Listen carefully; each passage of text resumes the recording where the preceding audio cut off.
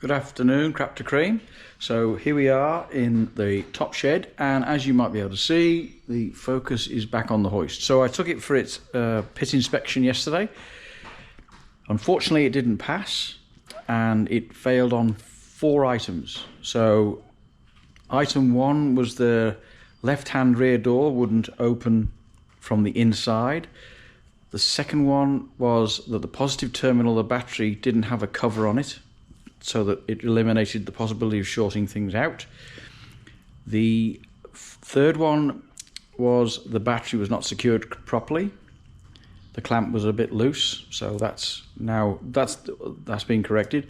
And the fourth one was the track rod end and the inner tie rod on the right hand side of the car. So this is an inner tie rod. So, and this ball joint here is the one that wears, and it is pretty worn, so that was, all credit to the inspector. He found that. No problem with that. This was the track rod end, tie rod end, and it had a split in it, as you can see, so I missed that. So I've now got a new one here, and I've installed the new one on the car. The inner one on the car, so you can see that's in there now, and you can see that I've now got the rack right over to the right hand side,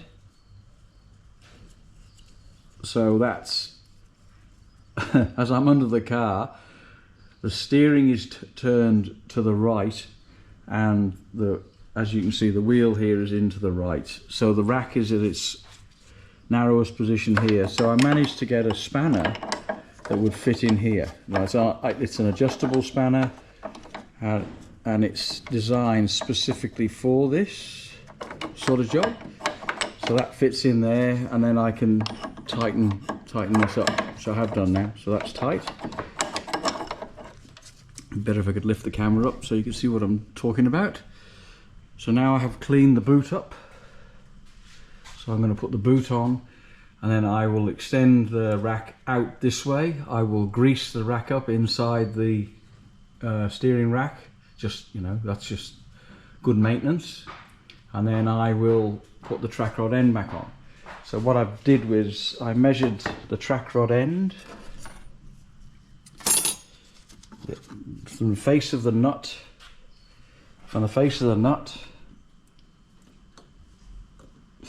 to the end of the thread, so that I can get the alignment near as damn it. I'll have to get the wheel alignment done. I've cleaned all this up. That's got no splits in it, so that's really good news. To get this off, which was the original band, I broke out the old Dremel with a bit of a cutting disc on the end, so that minimised the damage to the boot. So I'll put all that back together again now, and then when I've got this on and the wheel back on and everything else, I'll bring the car down, and then I'll show you around the other bits and pieces that I've fixed. A bit warm in the shed today, 35.5, so going to cool down a bit next week. Anyway, I think that's about it now. What I'll do is I'll build this up. I'm not going to put you through the pain of watching me do this, and then we'll go from there. Okay, so I've now fitted the new inner track rod arm and the track rod end. So I'm sure you can see it through there somehow. Anyway, so that's done. Then, here's the list. So this is the list. I don't think there's anything on there you can't see.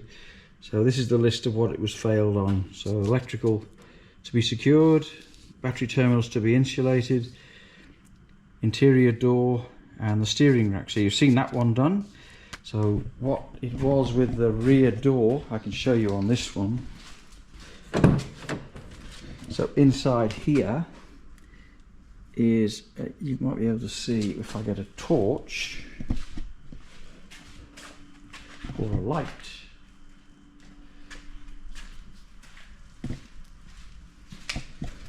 So inside there is a small slot for the key, and then there's the instructions for the kiddie lock. So the kiddie lock was on the other door, so that's why it couldn't be opened from the inside. So that's been changed over now. So that's all sorted. So that's the 4 faults. So there's 1, 2, the door and the steering, which was the 4th fault. So it's all done now. Ready for re-inspection on Monday morning at, well, any time before 3 o'clock. So he was fair.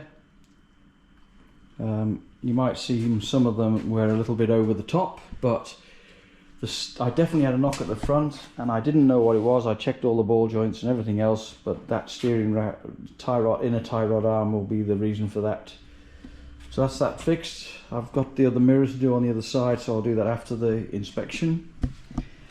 And the new gas struts for the back, they should arrive next week, but that wasn't a fail, so that's just me being pedantic about the hatch being able to stay open when you lift it open properly. Alright, I'll go down and do a bit of a thing on the Mini now with the fuses, which was a bit of a problem. Here we are, bottom shed, working on the Clubman.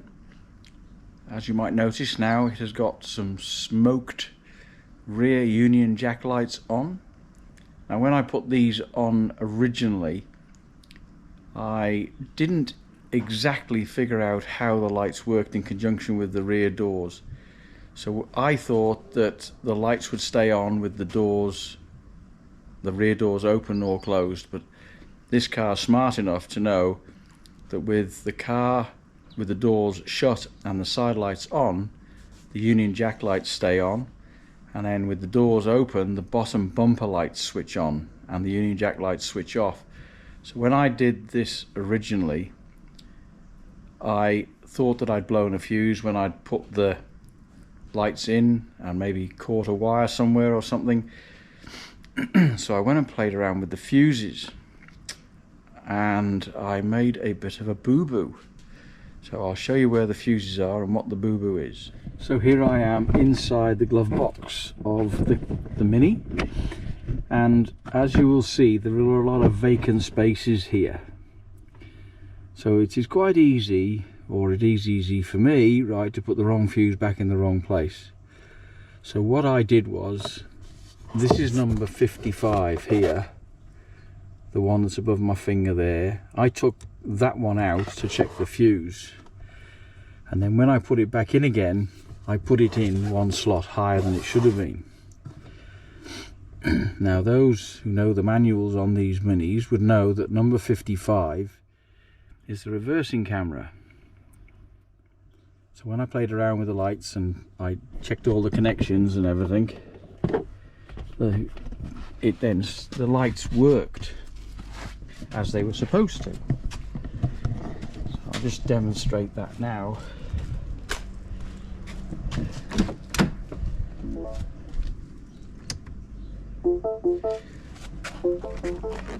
So with the side lights on, you can see the Union Jack lights are lit, hopefully. So when I open one door, both Union Jack lights go off and the 2 bottom lights go on. So I'm assuming now that this is a safety feature, so that if they open the doors, then people can still see that the car's there because there's lights on down there. And then you shut that. The 2 bottom lights go on and the 2 Union Jack lights come on, and that's all how it's supposed to work. And a bit of a bonus with this, on this particular car, the reversing camera lights also work. The reversing camera, sorry, also works. So there you go. This is a bit of a lesson learned for me on this one.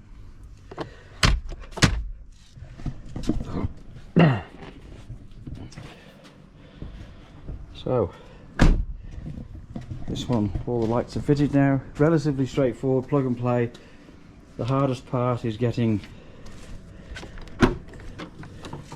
this cable here, which comes from the lights and then goes down into this rear light here. So it just goes in through here, but in the side of the moulding, and then I put on 3 cable ties to hold it in place. So that's that.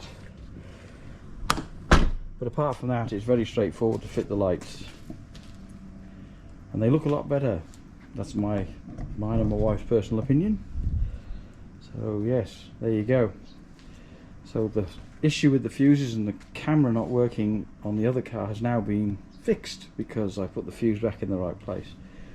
Alright, so I just thought that might be a hint and tip if somebody is fitting these lights and has a few problems. Thank you very much indeed for the subscribers and the comments, all gratefully received, and I'll try to respond to all the comments. And yeah, much appreciate the subscriptions as well. Now I'm steaming along quite well actually. So yeah, thank you very much indeed, and yeah, bye for now.